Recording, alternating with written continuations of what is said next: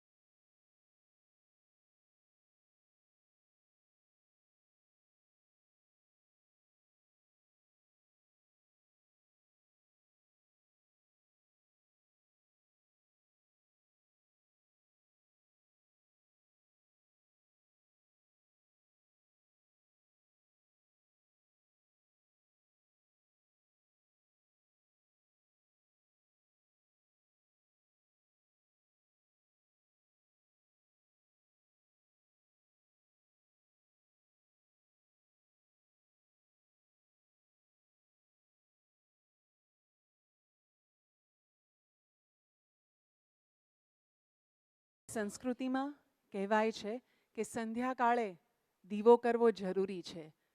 પછી એ મંદિર હોય, ઘર હોય કે આટલો સરસ મજાનો પ્રસંગ હોય. પ્રભુને પ્રાર્થના કે આ સમગ્ર સૃષ્ટિમાં જ્ઞાનરૂપી દીપક સદાકાળ ઝળતો રહે.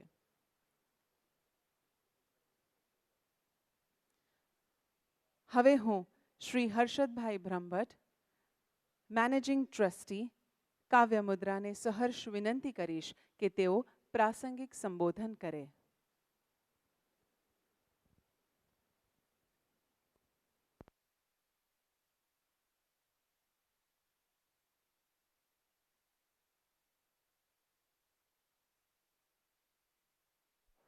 હલો. ગુજરાત વિધાનસભાના માનનીય અધ્યક્ષ શ્રી રાજેન્દ્રભાઈ ત્રિવેદી સાહેબ, કાવ્ય મુદ્રા આયોજિત 2018 મરીઝ ફેસ્ટિવલ પ્રસંગે વધારેલા શ્રી રાજેન્દ્રભાઈ શુક્લ, કવિ શ્રી સ્નેહી પરમાર, કવિ શ્રી રાજેશ વ્યાસ મિસ્કિન સાહેબ, આ પ્રસંગે જેમણે અમને સહયોગ કર્યો છે એવા આઈઓસીના એક્ઝિક્યુટિવ ડિરેક્ટર શ્રી પરિંદુભાઈ ભગત અને કર્ણાવતી ક્લબના પ્રેસિડેન્ટ શ્રી જયેશભાઈ મોદી, આપ સૌ મારા અંગત મિત્ર શ્રી ચિરંજીવભાઈ પટેલ, આપ સૌનું હું હૃદયપૂર્વક સ્વાગત કરું છું. મારે આજે બે વાત આપની સમક્ષ કરવાની છે. કાવ્ય મુદ્રાની સ્થાપના 2009માં થઈ. પ્રતિવર્ષ 3 દિવસનું કાવ્ય ગઝલ મહોત્સવનું આયોજન કરીએ છીએ અને પ્રતિવર્ષ અંબુજા સિમેન્ટના પ્રમોટર ડિરેક્ટર, જેઓનું નામ વિનોદ નેવટિયા, જે નિમંત્રણ પત્રિકામાં છે, એ કાવ્ય મુદ્રા વિનોદ નેવટિયા એવોર્ડ એ પ્રતિવર્ષ ગુજરાતી સાહિત્યમાં ઉત્કૃષ્ટ પ્રદાન કરનાર વરિષ્ઠ સાહિત્યકારને અર્પણ કરીએ છીએ. આ એવોર્ડ સૌથી પહેલો કવિશ્રી નિરંજન ભગત સાહેબને અર્પણ થયો. એ પછીનો એવોર્ડ કવિશ્રી ચંદ્રકાંત શેઠને અર્પણ થયો. ગયા વર્ષે આ એવોર્ડ શ્રી ધીરુબેન પટેલને અર્પણ થયો.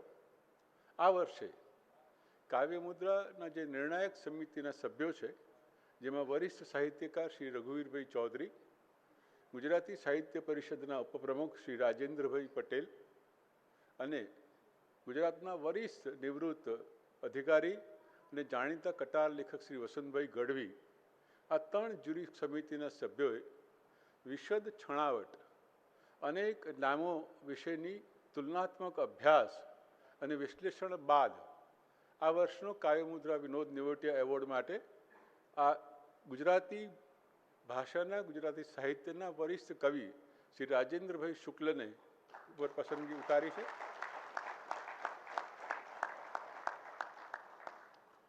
રાજેન્દ્રભાઈની કવિતામાં અધ્યાત્મ અને ધર્મનો ભાવ જોવા મળે અને રાજેન્દ્રભાઈ એ કવિતાનું જ્યારે પઠન કરતા હોય અને એ અધ્યાત્મનો ભાવ પ્રગટ થતો હોય ત્યારે આપણને કદાચ સમાધિ લાગી જાય એવો ભાવ અનુભવાય એવા એ કવિ છે. એમની કવિતાનો પાઠ, એમનો પ્રતિભાવ એ આપશે. આ સાહિત્યની અમારી આ યાત્રા દરમિયાન અમને અનેક સાહિત્યના ક્ષેત્રમાં અને આ ગુજરાતી ભાષાના વિભિન્ન ક્ષેત્રમાં કામ કરતા અનેક અગ્રણીઓનું અમને સૂચન મળ્યું કે હર્ષદભાઈ, તમે જે નામો ગણાવ્યા, જેમને તમે ગુજરાતી ભાષાના વરિષ્ઠ સાહિત્યકાર કવિ તરીકેના એવોર્ડ આપ્યા છે, આ બધા 80 વર્ષની ઉપરના લોકો છે અને આ બધા લોકો એવોર્ડથી પર છે. આ બધા જ લોકોને સર્વોચ્ચ એવોર્ડ મળી ચૂક્યા છે સાહિત્યના ક્ષેત્રના. કવિશ્રી નિરંજન ભગત સાહેબે અમારો એવોર્ડ સ્વીકારવાની અમને સંમતિ આપી, એ અમારા માટે ગૌરવની જ વાત હતી. તો એ સાહિત્યના અનેક ક્ષેત્રના લોકોને એવું સૂચન આવ્યું કે હર્ષદભાઈ, જે લોકો યુવાન છે, જે યુવાન કવિઓ છે, જેમને હજી લાંબી 20-25 વર્ષની મઝલ સાહિત્યના ક્ષેત્રમાં ખેડાણ કરવાનું બાકી છે, એવા યુવાન કવિઓને જો પુરસ્કૃત થાય, એવા કવિઓ માટે કાવ્ય મુદ્રા દ્વારા કોઈ એવોર્ડ અર્પણ થાય તો એ ગુજરાતી સાહિત્યના ક્ષેત્રે એક ઉમદા કૃતિ અને કાર્ય ગણાશે. વિનોદ નેવટિયા એવોર્ડ એ અંબુજા સિમેન્ટના પ્રમોટર ડિરેક્ટર, એક મારવાડી, એને ગુજરાતી ભાષા સાથે કોઈ સંબંધ નહીં, કોઈ લેવા દેવા નહીં, એ કલકત્તા સ્થિત પરિવાર, અને એ પરિવારે એમની સ્મૃતિમાં મારી વિનંતીથી 1 લાખ રૂપિયાનો કાવ્ય મુદ્રા વિનોદ નેવટિયા એવોર્ડ આપણે દર વર્ષે આપીએ છીએ. મારી લાગણી હતી કે ગુજરાતના અનેક ઉદ્યોગપતિઓ, જેઓ મહાજન છે, જેઓ શ્રીમંત છે, એમાંથી કોઈક આગળ આવે એવા અનેક લોકો સાથે મેં વાત કરી કે આવો કોઈક એવોર્ડ, યુવા કાવ્ય મુદ્રા, યુવા પ્રતિભા પુરસ્કાર પણ અપાય. મને જણાવતા આનંદ થાય છે કે આ શહેરમાં, આ શહેર એ ઉદ્યોગપતિઓનું શહેર છે, આ શહેર મિલ માલિકોનું શહેર છે, આ શહેરે અનેક શ્રેષ્ઠીઓને જોયા છે. આ શહેરમાં એ શ્રેષ્ઠીઓએ એક જમાનામાં કસ્તુરભાઈ લાલભાઈ શેઠ એક મહાજન તરીકે ઓળખાતા, અને આ શહેરના આવા અનેક શ્રેષ્ઠીઓએ આ રાજ્યને, આ શહેરને એવી અનેક ભેટ આપી છે. એમાં IIM પણ હોય, એ ફિઝિકલ રિસર્ચ લેબોરેટરી પણ હોય, NID પણ હોય, એ ગુજરાત યુનિવર્સિટી પણ હોય, એ અમદાવાદ યુનિવર્સિટીનું કેમ્પસ પણ હોય. આવા અનેક યોગદાન આ શહેરના ધનિકોએ, ઉદ્યોગપતિઓએ કર્યા છે. એ સાથે સાથે આ શહેરમાં અનેક સહકારી ક્ષેત્રના આગેવાનોનું પણ વિશિષ્ટ યોગદાન રહ્યું. આ સહકારી ક્ષેત્રના વરિષ્ઠ આગેવાન અને એડીસી બેંકના ચેરમેન શ્રી અજયભાઈ પટેલની સાથે એ દરેક, આજે પણ તમે જોઈ શકો તો કાવ્ય મુદ્રાના આ કાર્યક્રમમાં સ્પોન્સર તરીકે GSC બેંક, એડીસી બેંક એ હંમેશા સ્પોન્સરશિપ દ્વારા અમને સહયોગ કરે છે, સપોર્ટ કરે છે. એ માત્ર સાહિત્યની, કવિતાની પ્રવૃત્તિને કરે છે એવું નહીં, કલા અને સાહિત્યના ક્ષેત્રમાં અનેક આવી પ્રવૃત્તિઓને તેઓ પુરસ્કૃત કરે છે, એને ટેકો આપે છે અને સહયોગ કરે છે. અજયભાઈ સાથે વાત થતી હતી ત્યારે આ વિચાર મેં એમની સમક્ષ પણ રજૂ કર્યો કે મારી આપને વિનંતી છે કે કાવ્ય મુદ્રા યુવા પ્રતિભા પુરસ્કાર આપ એવોર્ડ સૌજન્ય કરો. અને મને જણાવતા આનંદ થાય છે કે એમણે સંમતિ આપી, અને આ વર્ષે પહેલી વખત કાવ્ય મુદ્રા યુવા પ્રતિભા પુરસ્કાર 2018થી એની શરૂઆત થઈ રહી છે. અને આ એવોર્ડ એડીસી બેંક અજયભાઈ પટેલે સૌજન્ય દાખવ્યું છે. એ માટે હું હૃદયપૂર્વક અજયભાઈ પટેલનો, એડીસી બેંકનો હૃદયપૂર્વક આભાર માનું છું. કાવ્ય મુદ્રાના મેનેજિંગ ટ્રસ્ટી તરીકે મારા ઘરના બારણે, મારી ચેમ્બરમાં ક્યાંક બેસી અને મેં 2-4 મળતિયાઓ નક્કી કરી અને એવોર્ડ જાહેર કરી શકીએ. પણ કાર્ય મુદ્રા એ હંમેશા ગુણવત્તા અને પારદર્શિકતાનો વિશેષ આગ્રહ રાખ્યો છે.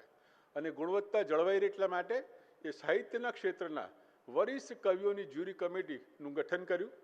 કાવ્ય મુદ્રા યુવા પ્રતિભા પુરસ્કાર માટે આ વર્ષની જે જ્યુરી કમિટી હતી, એ કમિટીમાં કવિશ્રી રાજેશ વ્યાસ મિસ્કિન જો વિરાજમાન છે, કવિશ્રી તુષાર શુક્લ અને શ્રી વસંતભાઈ ગઢવી, એ આ જ્યુરી કમિટીએ આ વર્ષનો કાવ્ય મુદ્રા 2018 યુવા પ્રતિભા પુરસ્કાર માટે શ્રી સ્નેહી પરમારને પસંદ કર્યા છે, અને આ વર્ષનો એવોર્ડ તેમને અર્પણ થઈ રહ્યો છે.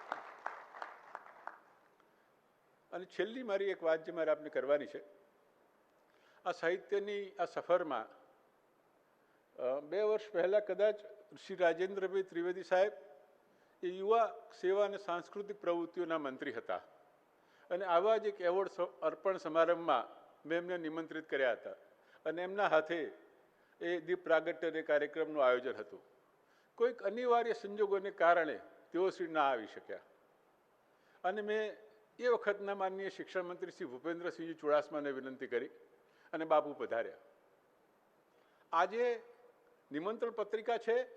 આ પત્રિકામાં કેન્દ્રીય કૃષિ મંત્રી પુરુષોત્તમ રૂપાલાજી, જેઓ સાહિત્ય રસિક છે, જેમને સાહિત્ય સાથે ઘનિષ્ઠ નાતો છે, અને આવા રાજેન્દ્રભાઈ શુક્લ જેવા કોઈ વરિષ્ઠ સાહિત્યકારને એવોર્ડ અર્પણ થતો હોય તો એ રૂપાલાજી જેવા એક બહુમુખી પ્રતિભા સંપન્ન વ્યક્તિત્વ દ્વારા અર્પણ થાય, એવા ભાવથી મેં રૂપાલાજીને વિનંતી કરી, અને રૂપાલાજીએ સંમતિ આપી. હર્ષદભાઈ, હું આવીશ. કાર્ડમાં આમંત્રણ પત્રિકામાં નામ શ્રી પુરુષોત્તમ રૂપાલા, કેન્દ્રીય કૃષિ મંત્રી શ્રી છપાયેલું છે. આજે 13મી તારીખે બિહારમાં આંબેડકરજીનો જે જન્મ થયો હતો એ ગામમાં માનનીય વડાપ્રધાનશ્રીએ એક આંબેડકર સ્મારક ભવનનું નિર્માણ કર્યું છે, અને એનો લોકાર્પણનો કાર્યક્રમ નક્કી થયો. અને એ કાર્યક્રમમાં કૃષિ મંત્રી તરીકે એમના વિભાગમાં આવતું હોવાને કારણે રૂપાલાજીને ત્યાં જવાનું નક્કી થયું. 4 દિવસ પહેલાં એમનો ફોન આવ્યો, મને કે હર્ષદભાઈ, વડાપ્રધાન શ્રીના હસ્તે આ કાર્યક્રમ છે અને મારે અનિવાર્યપણે ત્યાં ઉપસ્થિત રહી શકે એવું છે. હું દિલગીરી વ્યક્ત કરું છું કે આવા વરિષ્ઠ કવિના એવોર્ડ અર્પણ સમારંભમાં હું ઉપસ્થિત નહીં રહી શકું. મારી પાસે એમને હા પાડ્યા સિવાય બીજો કોઈ વિકલ્પ જ નહોતો, કારણ કે એમનું કારણ વ્યાજબી હતું. હું સતત વિચાર કરતો તો, સતત મારા મન સાથે મથામણ હતી કે આ રાજેન્દ્રભાઈ શુક્લ જેવા વરિષ્ઠ સાહિત્યકારને એવોર્ડ અર્પણ થતો હોય તો એ બંધારણીય પદની ગરિમા માનનીય મુખ્યમંત્રીશ્રી, માનનીય રાજ્યપાલશ્રી અને માનનીય અધ્યક્ષશ્રી આ 3 પદમાંથી કોઈ એક પદના બિરાજમાન મહાનુભાવના વરદ હસ્તે અર્પણ થાય તો એ એવોર્ડની ગરિમા જળવાય, એ એવોર્ડ લેનાર કવિનું પણ સન્માન વધે. એ ભાવ સાથે 3 જ દિવસ પહેલાં હું માન્ય શ્રી અધ્યક્ષશ્રીના કાર્યાલયમાં ગયો. મેં એમને વિનંતી કરી, મેં હું સાહેબ આ સંકટ સમયની સાંકળ ખેંચવા આવ્યો છું. કાર્ડમાં નામ પુરુષોત્તમ રૂપાલા સાહેબનું છે. આપ રાજ્યની ગુજરાતની વિધાનસભાના માનનીય અધ્યક્ષ છો. આ પદની બંધારણીય ગરિમા છે, એના કેટલાક પ્રોટોકોલના નિયમો છે. એ નિયમોનો ભંગ કરી અને ગુજરાતી વિધાનસભાના અધ્યક્ષ એ પ્રકારે કોઈ જગ્યાએ જઈ ન શકે. છતાં પણ આ ગુજરાતી ભાષાનો પ્રશ્ન છે, આ ગુજરાતના એક વરિષ્ઠ સાહિત્યકારના સન્માનનો પ્રશ્ન છે. અને એવા સમયે તમારા બંધારણીય પ્રોટોકોલને બાજુએ મૂકીને પણ જો તમે આવો અને તમારા વરદ હસ્તે રાજેન્દ્ર શુક્લને આ જો એવોર્ડ અર્પણ થાય તો ગુજરાતી ભાષાનું આ બહુ જ મોટી સેવા અને સન્માન હશે એવું માનું છું. એક ક્ષણનો પણ વિલંબ કર્યા વગર એમણે સંમતિ આપી કે હર્ષદભાઈ હું આવીશ.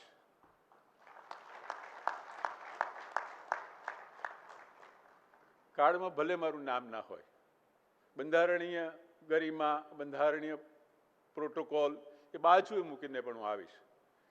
માનનીય અધ્યક્ષશ્રી, આપનું આ કૃતિ, આપનું આ સૌજન્ય છેક વડોદરાથી આવે છે, માત્ર આ કાર્યક્રમ માટે જ આવ્યા છે.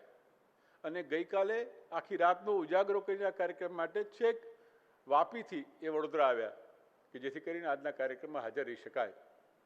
આ માટે કાવ્ય મુદ્રા વ્યક્તિગત રીતે હું આપનો આભાર માનું છું, આપનો ઋણી છું. અને આપની આ કૃતિ એ ગુજરાતી ભાષાના સંવર્ધન અને કવિના સન્માનમાં એ અનન્ય કૃતિ છે. એ બદલ પણ હું આપનો હૃદયપૂર્વક આભાર માનું છું. અમે દર વર્ષે રાજેન્દ્રભાઈ એક લાઈન અમે લખીએ છીએ કે એક કવિનું સન્માન એટલે એક સમાજની સંવેદનાનું સન્માન. આજે આપણે આ કવિની, આ સમાજની સંવેદનાનું સન્માન કર્યું છે. એ બદલ પણ હું આપનો હૃદયપૂર્વક આભાર માનું છું. આજના આ કાર્યક્રમમાં સામાન્ય રીતે અમે એવો આગ્રહ જાળવીએ છીએ કે કોઈ રાજકારણીઓને હાથે આ એવોર્ડ અર્પણ ન કરતા કોઈ વરિષ્ઠ સાહિત્યકારોના હાથે એવોર્ડ અર્પણ થાય. ત્યારે રાજેન્દ્રભાઈ માન્ય અધ્યક્ષશ્રી જ્યારે તમે સાંભળશો, એ ખૂબ સારા વક્તા છે, એથી વિશેષ સાહિત્ય અંગેની ઊંડી સમજ અને અભ્યાસ છે. તમે એમને સાંભળશો ત્યારે આપણને લાગશે કે અમે કોઈક અભ્યાસુ માનનીય અધ્યક્ષશ્રીને સાંભળી રહ્યા છીએ, ગુજરાતી સાહિત્ય અને ભાષા એવા વિષયો પર સાંભળી રહ્યા છીએ. એ બધા પાસાઓની વિગતવાર છણાવટ કર્યા પછી અમે એમની પર પસંદગી ઉતારીને એમને સંમતિ આપી. એ માટે અમે એમના આભારી છીએ. પરંતુ આ જે કાવ્ય મુદ્રા જ્યુરી એવોર્ડ કમિટીને જ્યુરી કમિટીના જે સભ્યો છે એ વરિષ્ઠ સાહિત્યકાર શ્રી રઘુવીરભાઈ ચૌધરી અને શ્રી રાજેન્દ્રભાઈ પટેલ અને કવિ શ્રી તુષાર શુક્લ. ગુજરાતી ભાષાના ક્ષેત્રમાં આ સાહિત્યકારોની એક અનેક સમય જૂની માગણી હતી કે ગુજરાતી માધ્યમમાં અને દરેક માધ્યમમાં પહેલા ધોરણથી ગુજરાતી ભાષા તરીકે, વિષય તરીકે ફરજિયાત બનાવાય. અને એવો ઐતિહાસિક નિર્ણય ગુજરાતની માનનીય મુખ્યમંત્રી શ્રી વિજયભાઈ રૂપાણીની સરકારે કર્યો. એ સરકારના આ નિર્ણયને ભાષા અને સાહિત્યના ક્ષેત્રના અગ્રણીઓ આજે ઉજવે છે અને આવકારે છે. એનો એવો એક પ્રસંગ બીજે એક જગ્યાએ અત્યારે સંપન્ન થઈ રહ્યો છે. એટલે રઘુવીરભાઈ ચૌધરી અને તુષાર શુક્લ એ કાર્યક્રમમાં રોકાયેલા છે. એ ત્યાંથી નીકળી અને બને એટલા ઝડપથી આપણી વચ્ચે આવી પહોંચશે. આ જ શબ્દો સાથે આપ સૌનો ફરીથી એક વાર હૃદયપૂર્વક આભાર માનીને વિરમું છું. નમસ્કાર.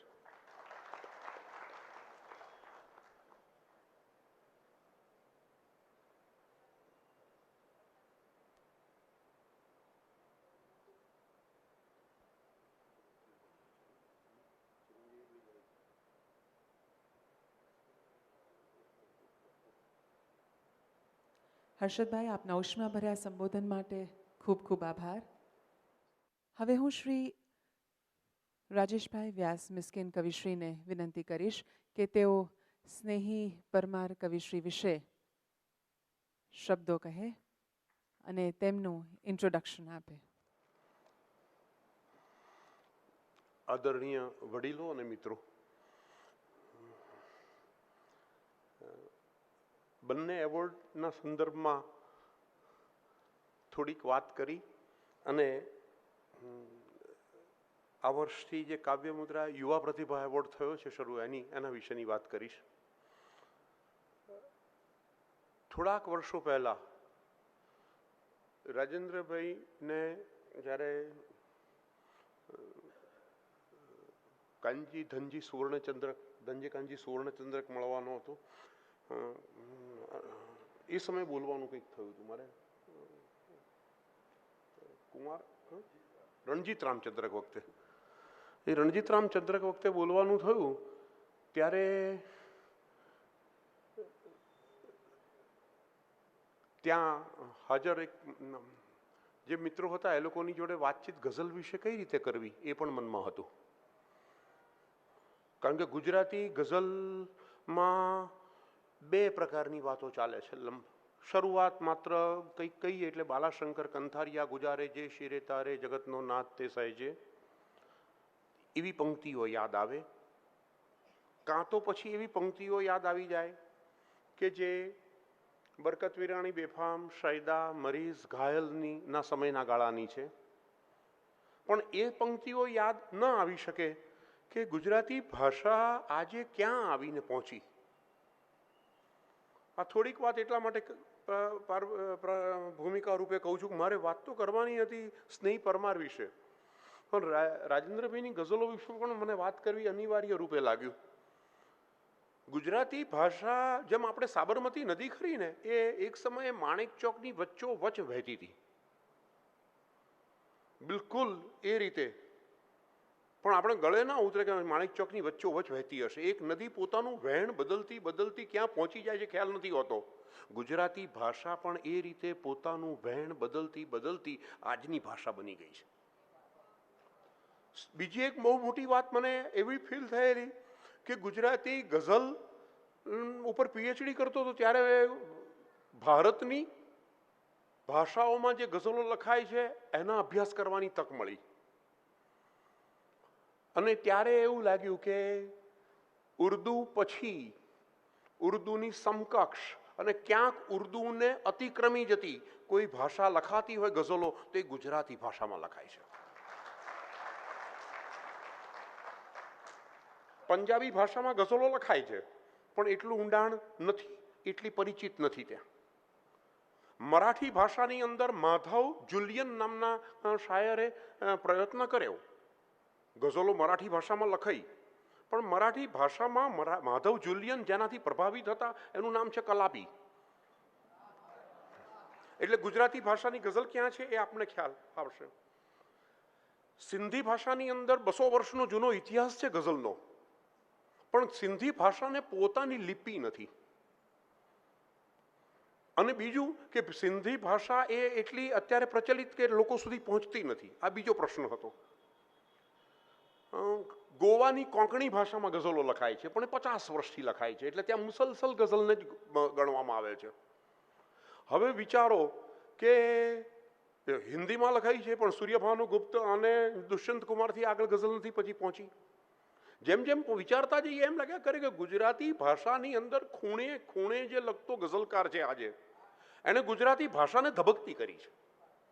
હવે એમાં એક રાજેન્દ્ર શુક્લ નામનું વ્યક્તિત્વ આવે છે, અને એ વ્યક્તિત્વ આવે છે અને ગુજરાતી ભાષાની ગઝલની ભાંગફોડ કરી નાખે છે. ભાષાની જ એ સંસ્કૃતમય ભાષા આ ગુજરાતી ભાષાની અંદર હોય એ બહુ મોટી આશ્ચર્યજનક વાત છે. નહીંતર કલ્પના કરો કે ઘાયલ જેવું જ અત્યારે લખાતું હોત, પણ ગઝલની આખી ભૂમિ બદલાઈ. એ ઉપનિષદની પણ ભાષા ગુજરાતીમાં આવે ત્યારે કઈ રીતે પ્રગટે એની આપણને ખબર પડે છે. આ અહીં પહોંચ્યા પછી બસ આટલું સમજાય છે. કોઈ કંઈ કરતું નથી, આ તો બધું એ થાય છે. કેટલી કેવી અદભુત ભૂમિકા છે. અને આ વાત રાજેન્દ્રભાઈ વિશે જ્યારે વાત કરતો હતો ત્યારે મનમાં એમ થયું કે હા, કલ્પના કરીએ કે એ ગુજરાતી ભાષા છે, ગુજરાતી ભાષામાં મોટાભાગે ગઝલ આવી જ નથી. ગઝલ આવી છે તો માત્ર ગુજરાતીમાં જે લખાતી હતી ઘાયલની એ જ સમયની લખાયેલી છે, તો ગઝલે વિકાસ નથી કર્યો. પણ હા, ગુજરાતી ભાષાને એક મહત્વનો વળાંક જેમણે આપ્યો એ રાજેન્દ્રભાઈ છે. એટલે આજે એ પોંખાઈ રહ્યા છે એનો મને આનંદ છે. જે સમગ્ર કમિટી તરફથી અમે યુવા પ્રતિભાવને માટેનું નામ વિચારતા હતા ત્યારે થોડીક વાત આ સ્નેહી પરમાર વિશે પણ વાત એટલા માટે કરું છું કે એ આ પેઢીનું પ્રતિનિધિત્વ કરે છે, મારી પછીની પેઢીનું. કાવ્ય મુદ્રા યુવા પ્રતિભા એવોર્ડનો પ્રારંભ થાય. ગુજરાતી ભાષામાં કદાચ આજે સૌથી વધારે ગઝલો જ લખાય છે. વોટ્સએપને જરાક દૂર રાખજો, કારણ કે વોટ્સએપ ઉપર પાછા 2200થી નહીં, કદાચ 5000 ગઝલકારો હશે. પણ માત્ર જેનું નામનું લિસ્ટ કુમાર મેગેઝિનના નિમિત્તે જ્યારે બોલવાનું થયું હતું કે આજની ગુજરાતી ગઝલ ક્યાં, એ નિમિત્તે જ્યારે બોલવાનું થયું ત્યારે મેં લિસ્ટ કરવા બેઠો અને આશ્ચર્ય વચ્ચે 1400 નામો. અને 1400 નામોમાંથી ઘણા બધાની ગઝલો 2 વાર 3 વાર છપાયેલી છે. એટલે ગુજરાતી ભાષાની અંદર આજે ગુજરાતીમાં પુષ્કળ ગઝલો લખાય છે. એટલે મેં કહ્યું એમ ઉર્દુને ક્યાંક અતિક્રમી ગઈ છે, એ ગુજરાતી ગઝલ પહોંચી છે. આ યુવા પ્રતિભા એવોર્ડ એક એવા ગઝલકારને મળે છે કે જેનાથી હવે ફરી પાછી ગુજરાતી ગઝલ પ્રતિ ગઝલ તરફ કાં તો ગુજરાતી ગઝલ પોતાના અવાજ તરફ આવે છે. પોતાનો અવાજ પ્રગટવો બહુ જરૂરી છે. મોટાભાગે આપણે કોઈકના પડઘા જ પડતા હોય આપણા અવાજમાં, અને કાં તો પછી નાનકડું બાળક હોય ને એ ત્યારે નાના બાળકોના બધાના અવાજ સરખા જ હોય છે લગભગ, પણ પછી સજ મોટું થાય ને પછી દરેકનો અવાજ જુદો થાય અને કહે કે આ એનો અવાજ, પોતાનો અવાજ. તો કદાચ ગુજરાતી ગઝલને હવે પોતાનો અવાજ પણ મળી રહ્યો છે ઘણા લાંબા સમયથી. એટલે એના એવોર્ડ નિમિત્તે વાત કરવાની આવી. એવોર્ડ એવી વ્યક્તિને અપાય જેની સર્જનાત્મકતા સતત વિકસતી જણાય, જેની પાસે પોતાનો અવાજ હોય, જેની પાસે આપણે સૌ ગુજરાતીઓ આશા રાખી શકીએ, શ્રદ્ધા મૂકી શકીએ, એવું નામ પસંદ કરવાનું હતું. એટલે લિસ્ટ કરતા ગયા, નામ કરતા ગયા, નામની ચર્ચાઓ થતી ગઈ. કલાપી, બાલાશંકર, નભુભાઈ, મણિલાલ નભુભાઈ, અમૃત કેશવ નાયક, ડાયાભાઈ દેરાસરી વગેરે ગુજરાતી ગઝલના આરંભના ગાળાના ગઝલકારો છે. અને તેઓએ લખેલી ગઝલોની કુલ સંખ્યા એક અભ્યાસુ તરીકે કહું તો 200 જેટલી નથી થતી. એની સરખામણીમાં કદાચ આજે 2000 જેટલા ગઝલકારો છે ને રોજની 200 ગઝલો લખાતી હશે. આમ પણ વાત કરવી છે ગંગોત્રીથી ગંગાસાગર સુધીની. એ ગંગોત્રી હતી, આજે ગઝલ ગંગાસાગર જેવી બની છે. સમય નક્કી કરતો, આમ તો સમય નક્કી કરી લેતો હોય છે કે કોણ ટકવાનું છે આ જમાનામાં અને કેટલું ટકવાનું છે. કોણ અને કેટલું ટકે છે ને એ આપણે અત્યારે ક્યાં આપણા અહંકારને વધારે પંપાળી મોટો કરવો. કहीं લાખો નિરાશામાં અમર આશા છુપાઈ છે. આ પંક્તિ આપને સૌને ગમતી હશે, યાદ હશે. બીજી પંક્તિ કદાચ આપને યાદ નહીં હોય. ખફા ખંજર સનમનામાં રહમ ઊંડી લપાઈ છે. પણ આ બીજી પંક્તિ ક્યાં યાદ રાખવી? કાળ અને લોકોએ એ વાતને ભૂંસી નાખી. અને આમે તે જે સમાજને ભૂલી જાય છે, સમાજ એને ભૂલી જાય છે. એટલે જે કવિતા હૃદયના ધબકારા સાથે જોડાઈ જાય એ કવિતાઓ ટકે છે. એની અંદર એ સમાજના હૈયે હોઠે જે પંક્તિઓ રમવાની છે એની મને ખબર નથી, આપણને કોઈને ખબર નથી. પરંતુ જેને જેને એવોર્ડ અપાય છે તે લોકોએ ગુજરાતીની સંસ્કૃતિને, તેના વારસાની પરંપરાને આગળ ધપાવી છે, તેનું જતન કર્યું હોય છે અને તેમના માથે આ જવાબદારી આપણને મૂકવી આપણને ગમે એવી હોય છે. સ્નેહી હરિભાઈ પરમાર છેલ્લા ઘણા વર્ષોથી એની ગઝલો ધ્યાન ખેંચે છે. ગુજરાતી ગઝલનો એક સશક્ત અવાજ છે. પિતા હરિભાઈ ભગત, જીવનભર એમણે હરિભાઈ ભગતે ભજન સાંભળ્યું છે. એમના અંગત વાત એટલા માટે કરું છું કે ક્યારેક આપણે જે બોલીએ છીએ ને, ગમે તેટલા કોન્શિયસ થઈને બોલીએ, ગમે તેટલું સારા શબ્દો શોધીને બોલીએ, પણ આપણા બોલાયેલા શબ્દોમાં આપણા મનના જન્માક્ષર હોય છે. આપણે કઈ ભૂમિકા હતી ક્યાં છીએ, કારણ કે આપણી પાસે જે હશે એ જ આપવાના છીએ, આપણી પાસે જે નહીં હોય એ નહીં આપી શકીએ. તો આ સ્નેહીની ગઝલોની અંદર એક સરસ પરંપરા ધબકતી જોવા મળે છે. એનું કારણ પિતાના ભજનો છે. પિતાને ધન સાથે ઓછું ફાવ્યું છે, ભજન સાથે વધારે ફાવ્યું છે. એટલે 2 પગ કપાયા, ઓપરેશન થઈ ગયું, અને ત્યારે પણ એ ઈચ્છે છે કે ભાઈ એક સારું ભજન કંઈક સંભળાવો. મને લાગે છે આવા સંસ્કાર વારસો લઈને આવેલો છે આ ગઝલકાર. એમના 2 ગઝલ સંગ્રહો પ્રગટ થયેલા છે. એક છે પીડા પર્યંત અને બીજો 2015માં, એટલે ઠરેલો વ્યક્તિ છે, તરત છાપ્યું પણ નથી. થોડા વર્ષો પછી યદા તદા ગઝલ એ પ્રગટ કરેલી છે. એ બંને પુસ્તકોને શ્રેષ્ઠ પુસ્તકોનો એવોર્ડ મળેલો છે. ખાનગીમાં કહું તો એક જ વર્ષમાં બધા ગઝલ સંગ્રહ વેચાઈ જાય મોટી કવિ વાત કહેવાય. એવું પણ થયેલું છે.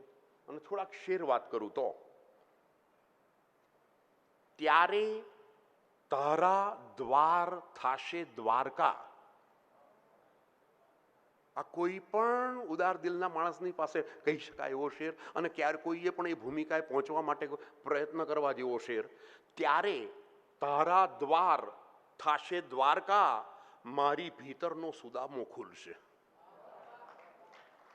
ને બધાય લોકને રાવણ છે એમ થાય ભલે, એ માણસને જોયો ને બધાય કહો આ રાવણ જ છે. બધાય લોકને રાવણ છે એમ થાય ભલે, છતાંય મંદોદરીને મન તો એ રામ હશે. બધાય લોકને રાવણ છે એમ થાય ભલે, છતાંય મંદોદરીને મન તો એ જ રામ હશે. ને આંગળી ચીંધે છે એ છે સાક્ષરો. આંગળી ચીંધે છે એ બધી ચર્ચાઓ કરવી પડે ને, કાફકા ક્રોચે બધાને લાવવા પડે, કામુ સાત્ર, પછી આખી વાત ચાલે. એટલે આંગળી ચીંધે છે એ છે સાક્ષરો, આંગળી પકડી અભણ લઈ જાય છે. એ સુરદાસ હોય, કબીર હોય, સદગુરુઓની પરંપરા હોય, મીરાબાઈ હોય, નરસિંહ હોય, ખાસ ભણતર નથી, આ આંગળી પકડી અભણ લઈ જાય છે. આંગળી ચીંધે છે એ છે સાક્ષરો, આંગળી ચીંધે છે એ છે સાક્ષરો, અને આંગળી પકડી અભણ લઈ જાય છે. અહીંયા જુઓ, ભજનીકનો એક મિજાજ છે. એટલે ભજનની પરંપરા અને ભજનના પરંપરા પછી ગઝલ જ્યારે આવે છે ત્યારે કેવો સંસ્કાર આખું બદલાય છે. BA BEd MAd અભ્યાસ, શિક્ષક તરીકેનો વ્યવસાય કરે છે. એમના 2 શેર કહીને વાત મારે વિરંભી પૂરી કરું. વાત ટૂંકી છે છતાં દમદાર છે. વાત ટૂંકી છે છતાં દમદાર છે. એ ટકે છે જે અહીં સમધાર છે. કોઈ અતિ ઉપર નથી ગયો, જે સમત્વ તરફ ગયો છે. વાત ટૂંકી છે છતાં દમદાર છે. એ ટકે છે જે અહીં સમધાર છે.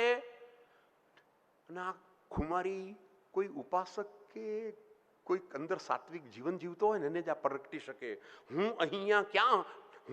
અજાણ્યો ક્યાં હતો આ વિશ્વમાં, હું અજાણ્યો ક્યાં હતો આ વિશ્વમાં, મારી પહેલા નાય 10 અવતાર છે.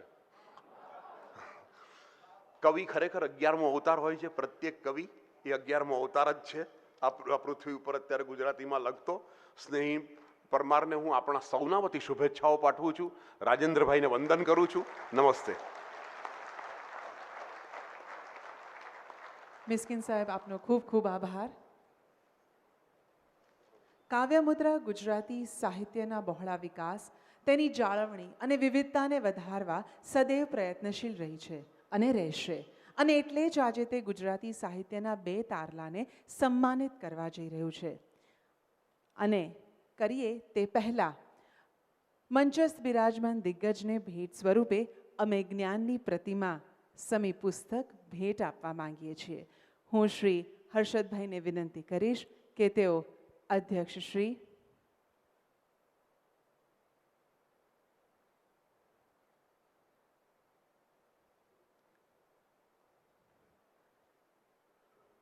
માનનીય અધ્યક્ષ શ્રી માનનીય વડાપ્રધાન શ્રીનું એક સૂચન હતું કે બુકે અને પુષ્પથી સ્વાગત એ વેડફાય છે, અને તમામ કાર્યક્રમોમાં પુસ્તકથી મહાનુભાવોનું સ્વાગત થાય. અને એમાં જ્યારે કાર્યક્રમ સાહિત્યનો હોય અને સ્વાગત માન્ય અધ્યક્ષશ્રીનું હોય, ત્યારે આજના કાર્યક્રમમાં સૌ મહેમાનોનું અમે પુસ્તકથી અભિવાદન કરીશું, સ્વાગત કરીશું.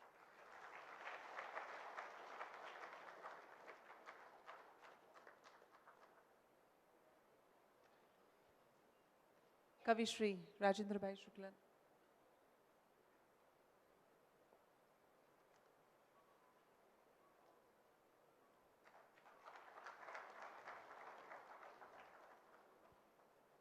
કવિ શ્રી સ્નેહીભાઈ પરમારને.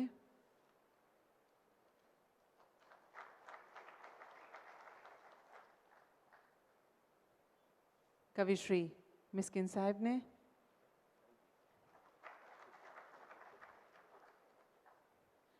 શ્રી પરેન્દ્રભાઈ ભગતને,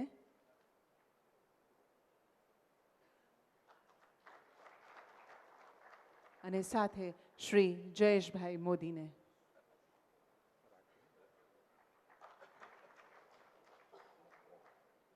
ખૂબ ખૂબ આભાર. એક સેકન્ડ લઉં તમારી. મારી વાતમાં હું એક વાત કરવાની ભૂલી ગયો, જે મને એમ લાગે છે કે જો ન કરું તો એ અનુચિત હશે, મારી જાત સાથે અન્યાય હશે. સાહિત્યના આવા કાર્યક્રમ, કાવ્ય મુદ્રા દ્વારા આયોજિત આ કાર્યક્રમ ફેબ્રુઆરી મહિનામાં થવાનો હતો. કાવ્ય મુદ્રા દરેક વર્ષેના કાર્યક્રમમાં અમૃત મોદી સ્કૂલ ઓફ મેનેજમેન્ટમાં જ અમે કરીએ છીએ. ગુલઝાર સાહેબની તારીખ, અમારો કાર્યક્રમ અમે દર વર્ષે ડિસેમ્બર મહિનાના બીજા અઠવાડિયામાં કરીએ છીએ, અને આ વખતે 14મી ડિસેમ્બરે ગુજરાત વિધાનસભાની ચૂંટણી આવી માટે અમારે મોકૂફ રાખવો પડ્યો. એ કાર્યક્રમ અમે ફેબ્રુઆરી મહિનામાં રાખ્યો.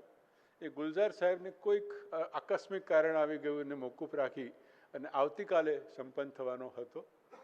અત્યારે આ 42 ડિગ્રી તાપમાં ખુલ્લામાં એ કાર્યક્રમ થઈ શકે એવું હતું નહીં, એટલે મેં કર્ણાવતી ક્લબને, જયેશભાઈ મોદીને વિનંતી કરી કે અમારા આ 3 દિવસીય કાવ્ય ગઝલ મહોત્સવમાં તમે પણ અમારી સાથે જોડાઓ, અને આ કર્ણાવતી ક્લબ આજના આ 3 દિવસીય કાવ્ય ગઝલ મહોત્સવમાં ભાગીદાર.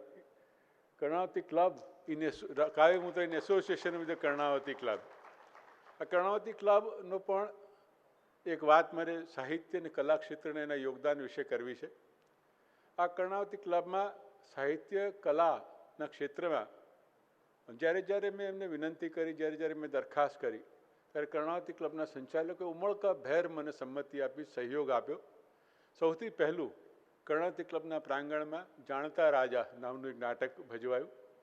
ત્યારબાદ શેખર સેન દિગ્દર્શિત વિવેકાનંદ અને તુલસી પણ કર્ણાવતી ક્લબના પ્રાંગણમાં સંપન્ન થયું, અને ત્યારબાદ ચાણક્ય એ પણ કર્ણાવતી ક્લબના પ્રાંગણમાં સંપન્ન થયું.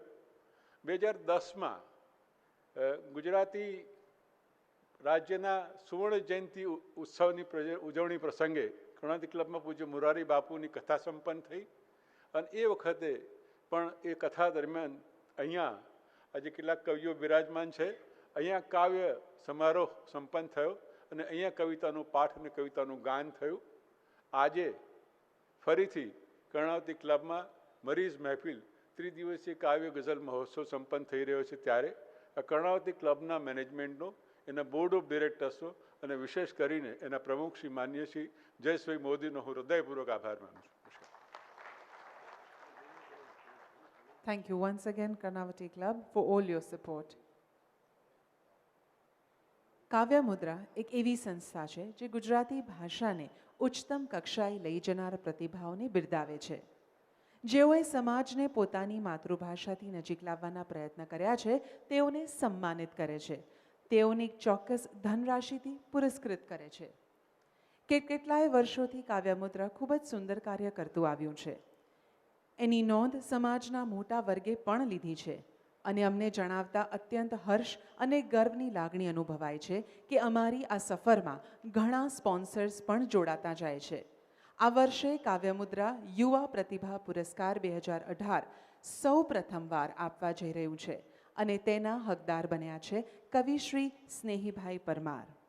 આ એવોર્ડ કાવ્યમુદ્રા એડીસી બેંકના સૌજન્યથી કવિશ્રી સ્નેહીભાઈને આપી રહ્યું છે. 1 લાખની ધનરાશિના સ્પોન્સર બનવા માટે કાવ્યમુદ્રા એડીસી બેંકના ચેરમેન શ્રી અજયભાઈ પટેલનો હૃદયપૂર્વક આભાર માને છે. કવિશ્રી સ્નેહીભાઈ પરમાર. કવિશ્રી સ્નેહીભાઈ માટે જો 2 વાક્ય ન બોલું તો મને પરવડે નહીં. બગસરા આપનું વતન અને શિક્ષણ આપનો વ્યવસાય. આપ શ્રી ઝવેરચંદ મેઘાણી હાઈસ્કૂલમાં સેવા આપો છો. સાહિત્યના ચાહક અને સર્જક એવા કવિશ્રીએ ખૂબ સ્નેહથી અનેક કવિતા અને ગઝલોની રચના કરી છે, અને કાવ્યમુદ્રા તેઓને સન્માનપત્ર એનાયત કરી આદર આપવા ઈચ્છી રહ્યું છે. કાવ્યમુદ્રાના અભિગમ નોખા છે. એ એક અલગ જ પ્રકારના હોય છે, અને એવું જ તમને સન્માનપત્રમાં પણ જોવા મળશે. સન્માનપત્રમાં પણ શબ્દોની રંગોળી છે, જે હું આપની સમક્ષ રજૂ કરીશ. સન્માનપત્ર શ્રી સ્નેહીભાઈ પરમાર માટે ગુજરાતી કવિતાની કેડીએ તમારા ગઝલ પગલાંની ધ્યાનાકર્ષક છાપ તમારી સર્જકતાનો પરિચય આપી રહી છે. ગઝલ સર્જનની ગૌરવપૂર્ણ પરંપરામાં તમારી કલમ સ્વપ્રતિભાના બળે પોતાની આગવી ઓળખ રચી રહી છે. ગુજરાતી સાહિત્યને તમારી પાસેથી ઉત્તરોત્તર ઉત્કૃષ્ટ રચનાઓ મળતી રહેશે એવી આશા સાથે તમારી સર્જકતાને યુવા પ્રતિભા પુરસ્કાર વડે પોંખતા કાવ્યમુદ્રા પ્રસન્નતા વ્યક્ત કરે છે. આ સન્માન છે, તમે બધા તાળીઓ પાડી શકો છો અને ખુલ્લા હૃદયથી ને ખુલ્લા હાથે પાડી શકો છો. આભાર. હું શ્રી રાજેશભાઈ વ્યાસ મિસ્કિનને વિનંતી કરીશ કે તેઓ સન્માનપત્ર કવિ શ્રી સ્નેહીભાઈ પરમારને સુપરત કરે.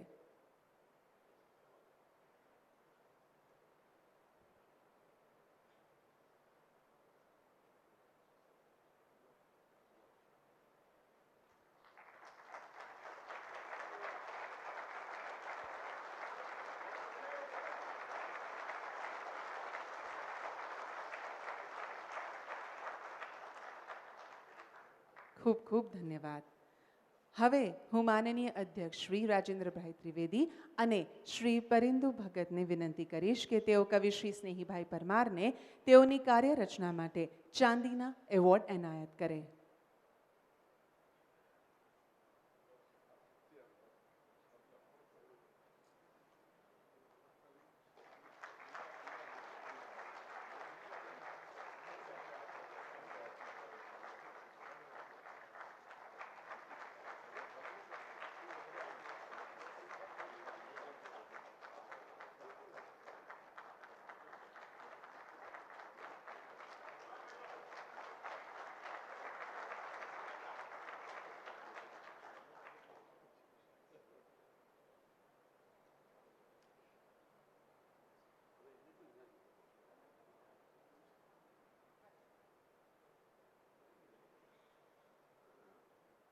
હું શ્રી પરિંદુભાઈ ભગતને વિનંતી કરીશ કે તેઓ શ્રી કવિશ્રીને શાલ ઓઢાડીને સન્માનિત કરે.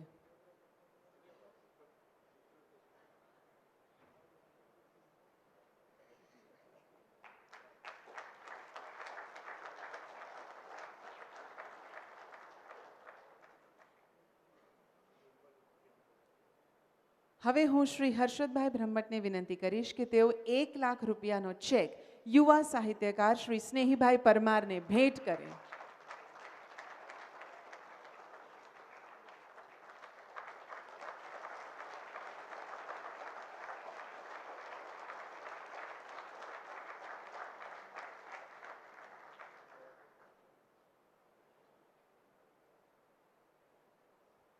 કવિશ્રી, આપને ખૂબ ખૂબ અભિનંદન. હું આપને વિનંતી કરીશ કે ટૂંકમાં આપ આપની લાગણીઓ અમારા સમક્ષ વ્યક્ત કરશોજી.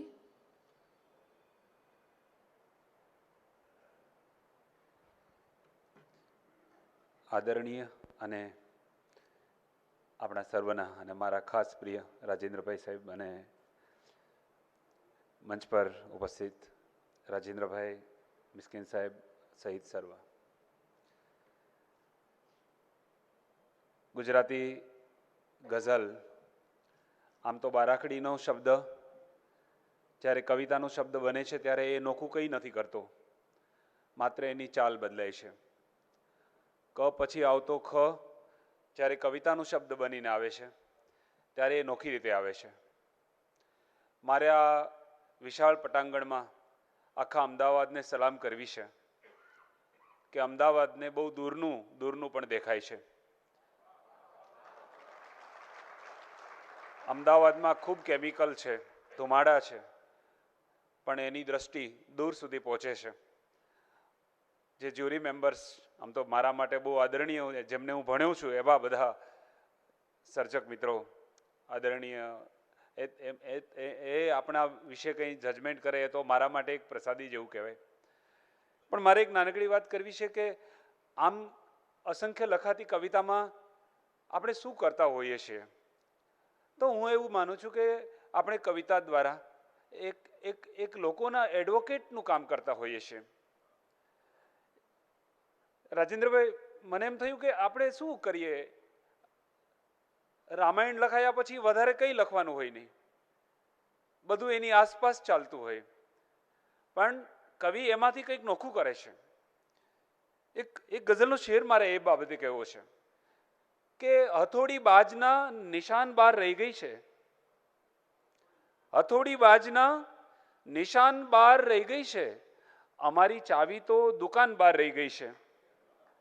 અને હવે જુઓ કે કા એને સાથે લઈ લો ને કા અહીંથી પાછું જવા દો, કા એને સાથે લઈ લો કા અહીંથી પાછું જવા દો, અમારી શબરી કા વિમાન બહાર રહી ગઈ છે. પુષ્પક વિમાનમાં બધાય બેસીને અયોધ્યા આવે તો શબરીને યાદ કરીને બેસાડવાનું કામ કવિએ ભગવાન રામને પણ કહેવું જોઈએ. કા એને સાથે લઈ લો ને કા અહીંથી પાછું જવા દો, અમારી શબરી કા વિમાન બહાર રહી ગઈ છે અને તમારું કામ શરૂ થાય છે એ જગ્યાએ. બધા માટે આ શેર કહીને મારે મારી વાત પૂરી કરવી છે કે તમારું કામ શરૂ થાય છે એ જગ્યાએ, જે જગ્યા સૂર્યનાય ધ્યાન બહાર રહી ગઈ છે.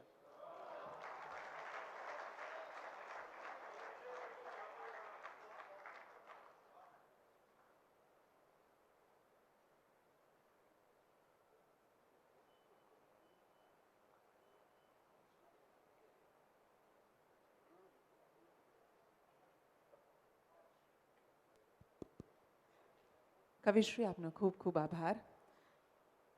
આપની કવિતાઓનું પઠન અમે આગળ પણ સાંભળીશું, જેના અમે ખૂબ ખૂબ ઉત્સુક છીએ.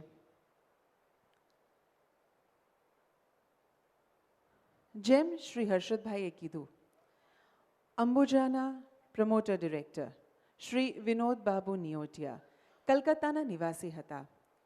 હર્ષદભાઈ તેમને પોતાના આદર્શ ગણતા અને હજી પણ ગણે છે, અને તેમના માન સન્માનમાં હર્ષદભાઈએ મારા માનસ પિતા વિનોદ બાબુ પુસ્તક પણ લખ્યું હતું. તેમની સ્મૃતિમાં કાવ્યમુદ્રા તરફથી 1 લાખ રૂપિયાનો ચેક વિવિધ પ્રતિભાને વર્ષો વર્ષથી આપતી રહ્યું છે. નિયોટિયા સાહેબના પરિવાર તરફથી આ ધનરાશિ હર્ષદભાઈ અને કાવ્યમુદ્રા હસ્તક વરિષ્ઠ સાહિત્યકાર જેવા કે શ્રી નિરંજનભાઈ ભગત, શ્રી ચંદ્રકાંતભાઈ શેઠ અને શ્રી ધીરુબેન પટેલને આપવામાં આવી છે. આ વર્ષે વરિષ્ઠ સાહિત્ય સર્જક અને સાહિત્યકાર શ્રી રાજેન્દ્રભાઈ શુક્લાને 1 લાખ રૂપિયાનો ચેક અને એવોર્ડ અમે એનાયત કરી રહ્યા છીએ. કાવ્યમુદ્રા તેમાં ગર્વની લાગણી અનુભવી રહી છે. અને હું સૌ પ્રથમ વિનંતી કરીશ અધ્યક્ષશ્રી અને સાથે સાથે મિસ્કિન સાહેબને કે તેઓ તેમને સન્માનપત્ર એનાયત કરે. હું આ સન્માનપત્ર તેઓને એનાયત થયા પછી જ વાંચીશ, અને તેનું પણ ખાસ કારણ છે.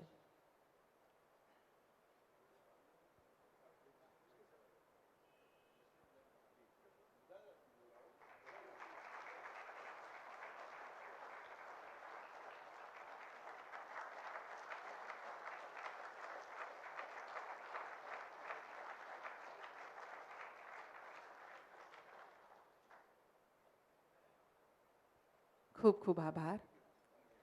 સન્માનપત્રના શબ્દો છે: નરસિંહ મહેતાથી મકરંદ દવે સુધી કવિઓની જે અનોખી પરંપરા સૌરાષ્ટ્રની ભૂમિએ આપી છે, એમાં આપનું એક સબળ અને સાચું નામ ક્યારનું ઉમેરાઈ ગયું છે. કોમલ ઋષભ અને આંતરગંધાર એ 2 કાવ્ય સંગ્રહો પ્રગટ થયા પછી 5 ભાગમાં ગઝલ સંહિતા પ્રગટ થઈ. ત્યારબાદ સેંજળ નામનો કાવ્ય સંગ્રહ પણ આપે સર્જ્યો છે. ખાલીપા અને આક્રોશના વળાંકે ગુજરાતી કવિતા જૂજતી હતી, ત્યારે આપના નિજબોધરૂપ થવાની પ્રક્રિયા શરૂ થઈ. આપે અને નૈનાબહેને આપના બાળકોને અનૌપચારિક શિક્ષણ આપવાનો સાહસભર્યો નિર્ણય લઈ સમાજ અને શિક્ષણ ક્ષેત્રે એક આગવો અને ઉજ્જવળ દાખલો બેસાડ્યો છે. કાવ્ય સર્જન દ્વારા ચૈતન્ય વિસ્તારની આપની ભૂમિકા ગુજરાતી સાહિત્યમાં અનન્ય છે તથા તે ચિરંજીવી રહેશે. આ સન્માનપત્ર પછી વાંચવાનું કારણ કે તેમના અર્ધાંગની માટે પણ ખૂબ ખૂબ તાળીઓ થઈ જાય.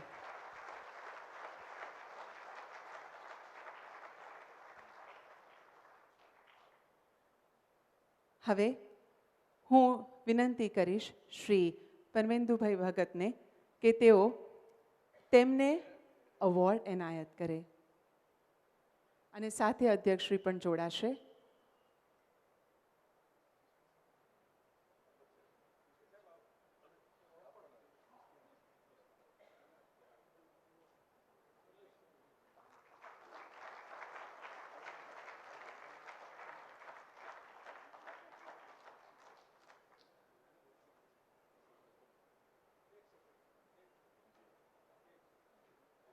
મેડમ, આપ પણ સ્ટેજ પર આવશો.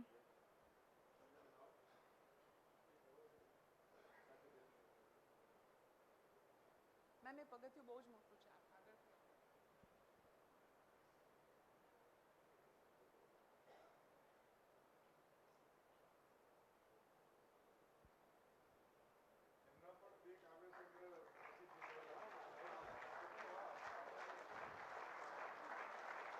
આને સાચા સ્વરૂપે અર્ધાંગની કહેવાય. અડધું અડધું વહેંચી કાઢ્યું છે.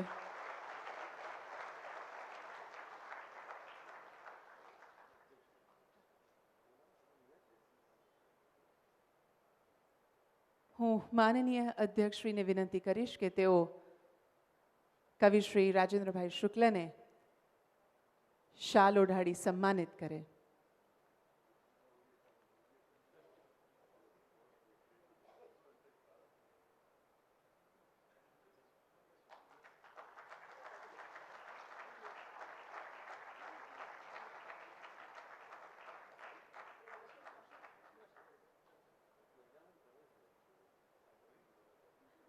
હવે હું શ્રી હર્ષદભાઈ બ્રહ્મભટ્ટને નમ્ર વિનંતી કરીશ કે તેઓ વરિષ્ઠ સાહિત્યકાર શ્રી રાજેન્દ્રભાઈ શુક્લને કાવ્ય મુદ્રા તરફથી 1 લાખનો ચેક અર્પણ કરે.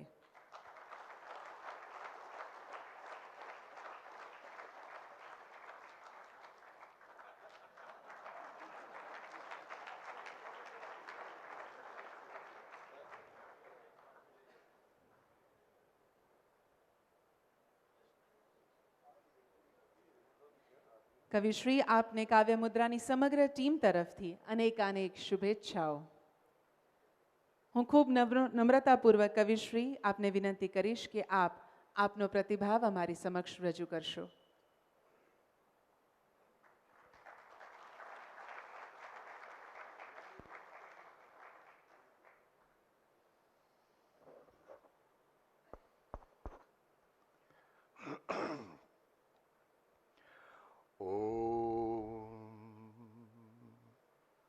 ऋतं वदिष्यामि सत्यं वदिष्यामि तन्मामवतु तद्भक्तारमवतु अवतु माम् अवतु वक्तारम् अवतु वक्तारम्.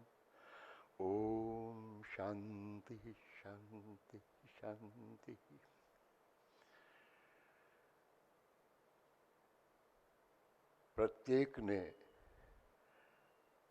પ્રત્યેક વ્યક્તિને એક શોધ હોય છે પોતાના અસ્તિત્વના સાર્થક્યની.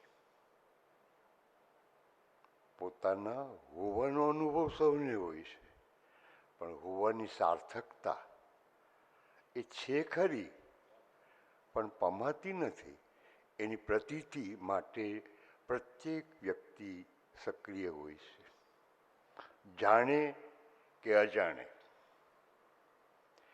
સર્જકની પણ એ જ શોધ હોય છે પોતાના અસ્તિત્વના સાર્થક્યની, પણ એની શોધ થોડીક સભાન હોય છે, એટલો એને લાભ છે.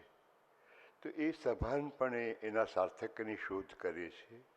પોતાને જે માધ્યમ મળ્યું છે વરદાન રૂપે, એ શબ્દ, તો શબ્દનો સર્જક છે. એ શબ્દ દ્વારા પોતાના હોવાના સાર્થક્યની શોધ કર્યા કરે છે. એટલે તો સતત કવિતા લખે છે. અને એ જ્યારે સાર્થક્યનો અનુભવ એને થાય, એની પ્રતીતિ થાય, ત્યારે એ મૌનમાં શમી જાય છે. ઈશ્વરને પણ એના પોતાના હોવાના સાર્થક્યની શોધ છે. એટલે તો સૃષ્ટિ કરી. સૃષ્ટિ શા માટે કરી? એને પોતાને અનુભવવો છે, એને પોતાના હોવાની પ્રતીતિ કરવી છે. એટલે ઈશ્વરે આખી સૃષ્ટિ સર્જી છે. અને એ આ પ્રત્યેકની શોધ છે, ઈશ્વરની શોધ છે, એમ સમષ્ટિની પણ પોતાના સાર્થક્યની શોધ છે. અને એટલે સર્જક તરફ સમષ્ટિનો સદ્ભાવ હંમેશા વહેતો હોય છે. એ સદ્ભાવ જ્યારે એકઠો થાય અને ઘનીભૂત થાય ત્યારે આવા એવોર્ડનું સ્વરૂપ લેતો હોય છે.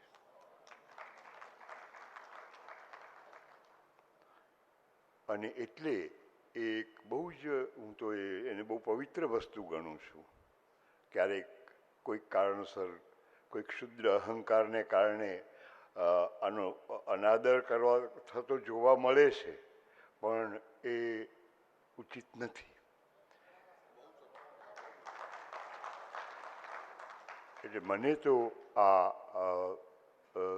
સમષ્ટિનું જે સદ્ભાવ છે એ ઘનીભૂત થાય છે. વર્ષો પહેલાં મને કલાપી એવોર્ડ મળ્યો ત્યારે મને જુદી રીતે પ્રતિભાવ આવ્યો હતો. હું જુનાગઢનો છું. જુનાગઢના જંગલોમાં ખૂબ જ પરિભ્રમણ મેં કર્યું છે. એમાંનો એક અનુભવ, વરસાદ પડી ગયો હોય, શ્રાવણ મહિનાનો વરસાદ, સરવડું, પછી શમી જાય અને તમારી યાત્રા ભ્રમણ ચાલુ હોય, તમે પસાર થતા હો કેડી પરથી, ઓચિંતી પવનની લહેર આવે અને જે વૃક્ષ નીચેથી તમે પસાર થતા હો એના પર્ણો પર સંચિત થયેલું પાણી એ તમારા પર એનો અભિષેક થાય, ત્યારે એક આનંદની જે અનુભૂતિ થાય, તમે ઊંચે જુઓ, પ્રસન્ન થાવ અને તમારી યાત્રા પાછી ચાલુ રહે. ત્યાં કાંઈ અટકી ન જવાય, ત્યાંથી એ યાત્રા ચાલુ રહે. તો આવો અનુભવ મને પ્રથમવાર સમષ્ટિનો સદ્ભાવ જ્યારે પ્રાપ્ત થયો ત્યારે એ થયેલો એ મને ફરી આજે એનું 25-30 વર્ષે પુનરુચ્ચારણ કરવાનું ગમે છે. પ્રતિભાવમાં હું કવિતા સંભળાવું એવું અપેક્ષિત છે.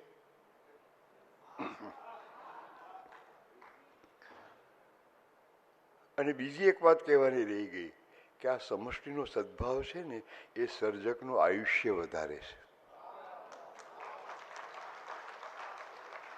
કારણ કે એને પ્રમાણિત કરવો પડે ને, એની જવાબદારી આવી જાય. એટલે મારે હજી કરવાનું કંઈક બાકી છે. મારી શોધ હજી પૂરી નથી થઈ. એક ગઝલ સંભળાવું, એક જ સંભળાવું છું. आँख मींचता ज नील नील आसमान खुले, आँख मींचता ज नील नील आसमान खुले, पोपचानी पार रंग रंगनी कमान खुले, आँख मींचता ज नील नील आसमान खुले, पोपचानी पार रंग रंगनी कमान खुले. आस पास माँ अदीठ कोण आभान खुले, आस पास माँ अदीठ कोण आभान खुले, શું બન્યું કે એક એક ફૂલની જબાન ખુલે, શું બન્યું કે એક એક ફૂલની જબાન ખુલે, આસ પાસમાં અદીઠ કોણ આ અભાન ખુલે, શું બન્યું કે એક એક ફૂલની જબાન ખુલે. એક પલ મહી રચાય નાદની અનેક લહર, એક પલ મહી રચાય નાદની અનેક લહર, સૂર એક લાગતા જ રાગની પિછાન ખુલે, સૂર એક લાગતા જ રાગની પિછાન ખુલે, આંખ મીચતા જ નીલ નીલ આસમાન ખુલે, પોપચાની પાર રંગ રંગની કમાન ખુલે. શેર છે રઈશભાઈ. એ કહે કે મૌન રાખ, એ કહે કે મૌન રાખ, ભીતરે જ ઘૂંટ સકલ. એ કહે કે મૌન રાખ, ભીતરે જ ઘૂંટ સકલ. શું કરું હું શ્વાસ શ્વાસ ઉચ્છલંત ગાન ખુલે, શું કરું હું શ્વાસ શ્વાસ ઉચ્છલંત ગાન ખુલે. એ કહે કે મૌન રાખ, ભીતરે જ ઘૂંટ સકલ. શું કરું હું શ્વાસ શ્વાસ ઉચ્છલંત ગાન ખુલે. છેલ્લો શેર છે. પાંખનોય હોય ભાર, પાંખનોય હોય ભાર, શ્વાસમાંય હોય વજન. પાંખનોય હોય ભાર, શ્વાસમાંય હોય વજન. એક દૃષ્ટિપાતથી જ, એક દૃષ્ટિપાતથી જ આગવી ઉડાન ખુલે, એક દૃષ્ટિપાતથી જ આગવી ઉડાન ખુલે. પાંખમાંય હોય ભાર, શ્વાસનુંય હોય વજન. એક દૃષ્ટિપાતથી જ આગવી ઉડાન ખુલે. આંખ મીંચતા જ નીલ નીલ આસમાન ખુલે, પોપચાની પાર રંગ રંગની કમાન ખુલે.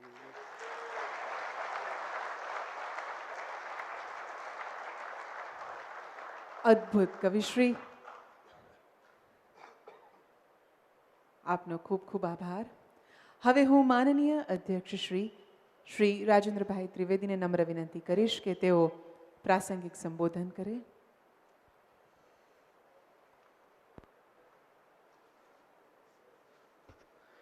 આમ તો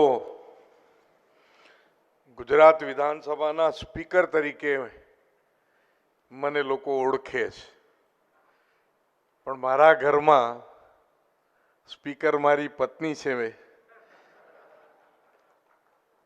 અને ત્યાં મારે કાંઈ બોલવાનું હોતું નથી. આજના સરસ મજાના આ શબ્દની રમતની આ મેદાનમાં ભેગા થયેલા સૌ ખેલાડીઓ અને કાવ્ય મુદ્રા, આ બે અસંગત શબ્દો. મુદ્રા સામાન્ય રીતે સમજી શકાય છે અર્થની ભાષામાં, કાવ્યને ને એને કોઈ સંબંધ હોતો નથી, પણ આજે મુદ્રાય છે ને કાવ્ય કવિ છે ને કવિતાએ છે. એવા કાર્યક્રમમાં ઉપસ્થિત આદરણીય અને પૂજ્ય અને ગુજરાત રાજ્યના હમણાં જ જેમને ગૌરવ પ્રદાન થયું છે એવા કવિવર શ્રી રાજેન્દ્ર શુક્લજી, યુવાન કવિ શ્રી સ્નેહી પરમાર, રાજેશ વ્યાસજી, પરિંદુ ભગતજી, કાકુજી, બ્રહ્મભટ્ટ સાહેબ, આપે મને જે નિમંત્રણ આપ્યું ત્યારે મને એમ થયું કે ઈશ્વરની કોઈ કૃપા છે કે કવિઓના આજે ખૂબ મોટા પ્રમાણમાં દર્શન થવાના છે. શબ્દોને રમાડનારા આપ સૌ, હું તો બીએસસીમાં ભણેલો સાયન્સમાં, પણ 16 વર્ષની ઉંમરે એટલે મને ઘણીવાર પ્રશ્ન થાય છે કે કવિઓ ઉગે છે કે કવિ કોઈ બનાવે છે. હું માનું છું કે કવિ ઉગે છે, કોઈ બનાવી શકતું નથી. 16 વર્ષની ઉંમરે એક રમણલાલ સોની, આ વાત મેં પહેલા પણ શેર કરી છે, સ્નેહી પરમાર હાજર હતા, એ મને એમ કે मारवाड़ से आया था मैं लेके लुटिया दोरी, कौड़ी कौड़ी जमा करके बन गया लाख करोड़ी. અને પછી કઈક કવિતાઓ સંભળાવે. હવે એમને મારા જેવો શ્રોતા ક્યાં મળે? 16 વર્ષની ઉંમરનો છોકરો હોય, કોઈ વિરોધ વંટોળ નહીં, કોઈ પ્રશ્નાર્થ પણ નહીં. એટલે એક દિવસ મને પણ એમ થયું કે રમણ કાકા, સોની કાકા, મને પણ કવિતા શીખવાડો ને બનાવતા.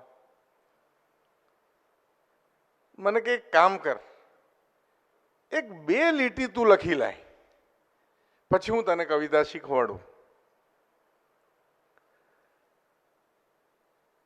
અને પછી તો 2-3 દિવસ પસાર થઈ જાય અને કવિતા આવડે નહીં. અને મને સ્કૂલ યાદ આવે કે સ્કૂલમાં પ્રિન્સિપાલ જે હતા ને એ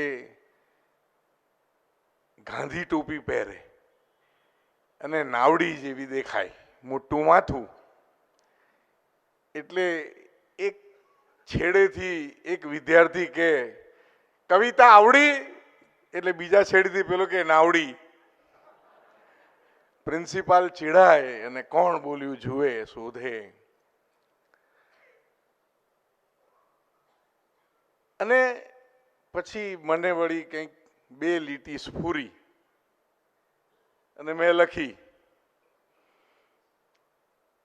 એટલે એમણે મેં સંભળાવી કવિતા 2 લીટીની, એટલે મને એમણે જોરથી માથામાં એક ટપલી મારી. કાકા 86 વર્ષના હતા, એટલે વાગ્યું તો એમને જ હશે. અને કવિતામાં શબ્દોની જે અગત્યતા છે એ પહેલી વાર મને સમજ પડી. અને ત્યાર પછી કવિતા લખવાનો સિલસિલો શરૂ થયો. કવિતા સંગ્રહી નહીં, પણ કવિતા લખતો રહ્યો. અને એ મારી શોધ પૂરી થઈ ગઈ અને હું કવિ મટી ગયો. હવે એ જે 2 એક ગઝલના, મારી લખેલી ગઝલના આદરણીય કવિઓ પધારી રહ્યા છે, આપણે તાળીઓથી વધાવીએ એમને મંચ પર.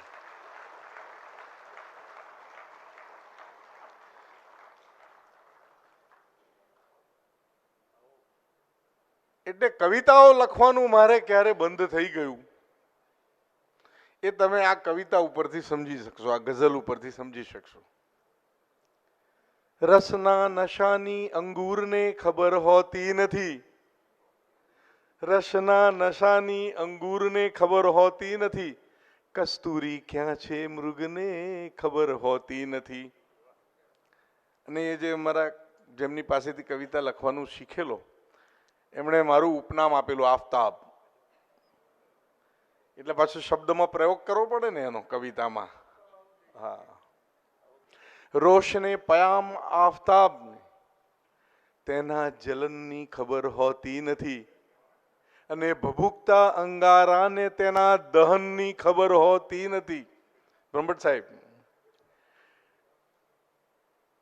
હવે આ 3 અક્ષરના શબ્દો અને પછી વર્ણાનુપ્રાસ, આવું બધું કંઈક આવડી ગયેલું થોડું, પણ ભૂલી ક્યારે ગયો હવે સમજાશે તમને બધાને. દીપકે ઘુમંતા પતંગાને પતનની ખબર હોતી નથી. દીપકે ઘુમંતા પતંગાને પતનની ખબર હોતી નથી. પ્રેમે પડેલા પથિકને પસ્તાવાની ખબર હોતી નથી. અને ત્યાર પછી કવિતાઓ લખવાનું ને ગઝલ લખવાનું બંધ થઈ ગયું, કારણ કે લગ્ન થઈ ગયા, શોધ પૂરી થઈ ગઈ. પણ આ બધા કવિઓ એ અધ્યાત્મની શોધમાં હજુ ને હજુ લખી રહ્યા છે. કવિ સ્નેહી પરમાર, મારો સંબંધ જાણે અજાણે ઘનિષ્ઠ થઈ ગયો. હું અમરેલીમાં ગયા વખતની ટર્મમાં મિનિસ્ટર હતો, રમતગમત અને યુવા સાંસ્કૃતિક, અને ત્યાં 26 જાન્યુઆરીએ કંઈક જવાનું થયેલું. અને કાર્યક્રમ પછી એક ભાઈ સાવ સાદા કપડાં પહેરેલો, આજે તો જરા કંઈક આમ બની ઠેનીને આવ્યા છે, અને મારી ગાડીના કાચને ટકોરા માર્યા, અને એમણે 2 ચોપડી મને આપી, પીડા પર્યંત અને યદા તદા ગઝલ. એટલે મેં કાચ ઉતાર્યો અને ચોપડી મેં હાથમાં લીધી. મને કે આ મારી ગઝલ લખેલી છે, તમે ગમે તો વાંચજો, કારણ કે આ વિષય મારામાં આવે. પુસ્તકાલય એ વિષય મારો હતો, મારા વિભાગનો વિષય હતો, અને આ મારું કવિ હૃદય જાગી ગયું તે દિવસે વર્ષો પછી. અને અમરેલીથી ગાંધીનગર પહોંચતા સુધીમાં એ મેં બંને વાંચી નાખી, એમની કવિતાઓ અને ગઝલ વાંચી નાખી. હું એટલો બધો અભિભૂત થયો કે સાચે જ મેં તે દિવસે મારા વિભાગના વડાને બોલાવ્યા અને એમને કીધું કે આ પુસ્તકો આપણે ખરીદી છે? તો કે આવી 2 પુસ્તક તો આપણે કંઈ ખરીદી નથી. પછી મેં તાત્કાલિક એમને કીધું કે આમ તો ખરીદવા માટેની સિસ્ટમ હોય છે, પરંતુ આ 2 પુસ્તક જેટલી પણ હોય કવિએ પ્રકાશિત કરી બધી ખરીદી લો. અને તે દિવસે પછી એમને ફોન કરીને પૂછવામાં આવ્યું અને બધી જ પુસ્તકો ખરીદી લેવાઈ. અને આપણી તમામ ગુજરાતની લાઇબ્રેરીમાં આ પીડા પર્યંત. અને મને કહેવા દો પરેન્દુભાઈ કે વિધાનસભામાં પ્રથમ દિવસે મારા ઉદ્બોધનની અંદર પણ એમની 2 લીટી મેં વાંચેલી. નામ નહીં કીધેલું, કારણ કે એ જરૂરિયાત નહોતી ત્યાં, પણ એ વખતે મેં કીધેલું કે તમારા શબ્દોમાં રણટંકાર જોઈએ. આ એમના શબ્દો છે. અહીં જે વિધાનસભા ગૃહમાં ભેગા થયા છો આપ સૌ, તો તમારા શબ્દોમાં રણટંકાર જોઈએ. અહીંયા મારામારી કરવા નથી આવવાનું, પહેલે દિવસે કીધેલું. અને મારી વાત અંદેશો સાચો પડ્યો કે શબ્દોને બદલે અહીંયા તો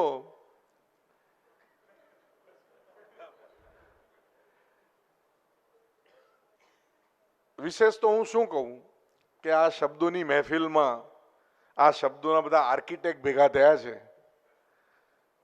અને સર્જનની વાત આવે છે તો 2 જ વાત મને તો દેખાય છે કે ઈશ્વરની સૌથી નજીક કોઈ હોય તો ઈશ્વર પોતે, અને ત્યાર પછી કવિ. એમનું પોતાનું સર્જન હોય છે. આજે આપણે એમને માણવાના છે.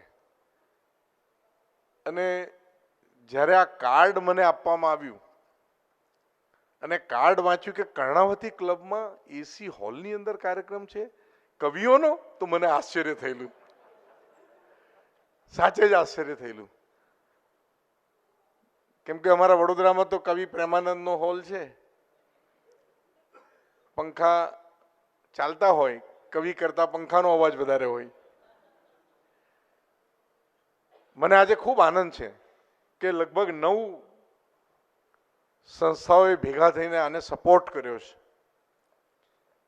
અને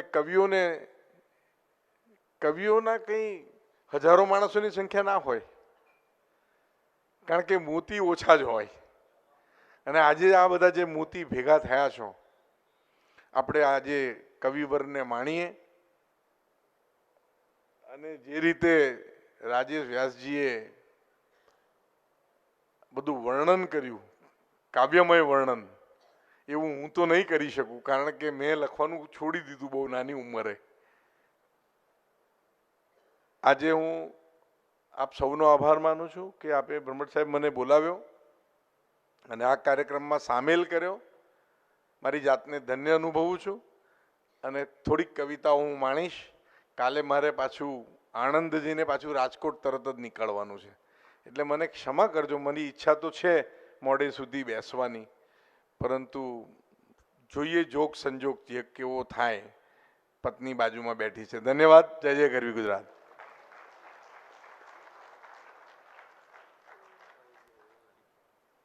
અધ્યક્ષશ્રી, આપનો ખૂબ ખૂબ આભાર. આપણી વચ્ચે થોડાક સમય પહેલા જ 3 દિગ્ગજ મંચસ્થ બિરાજમાન થયા.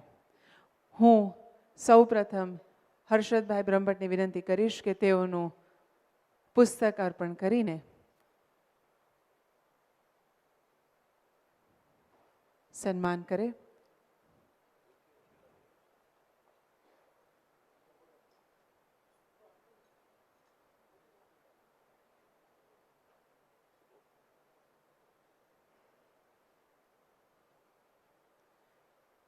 સૌ પ્રથમ શ્રી કુમારપાળ દેસાઈ શ્રીનું. કુમારપાળભાઈ કાવ્ય મુદ્રા વરિષ્ઠ સાહિત્યકાર એવોર્ડ અમે જે દર વર્ષે અર્પણ કરીએ છીએ, એના અમારા સૌથી પહેલાં સતત 3 વર્ષ સુધી જ્યુરી કમિટીના એ સભ્ય રહી ચૂક્યા છે અને કાવ્ય મુદ્રાને હંમેશા એમનો પ્રેમ, સહકાર અને આશીર્વાદ મળતા રહ્યા છે. હું એમનું સ્વાગત કરું છું.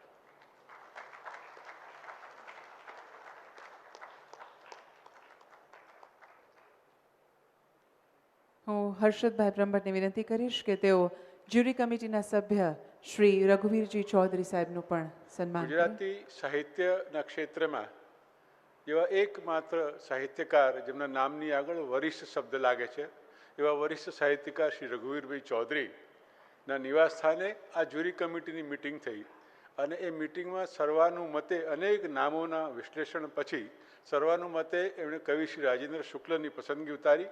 આજે એ વિષય અંગે રઘુવીરભાઈ બોલવાના હતા, પણ એ મુખ્યમંત્રીશ્રીને કાર્યક્રમમાં રોકાયેલા હતા અને કારણે થોડા મોડા અહીંયા આપણી પાસે પહોંચ્યા છે. હું રઘુવીરભાઈનું ખૂબ આદરપૂર્વક પ્રેમથી સન્માન કરું છું.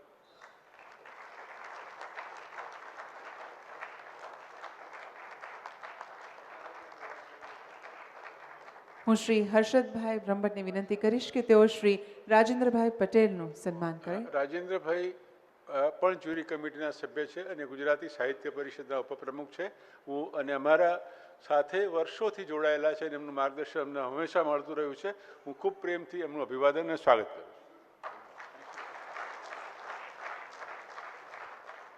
ખૂબ ખૂબ આભાર હર્ષદભાઈ.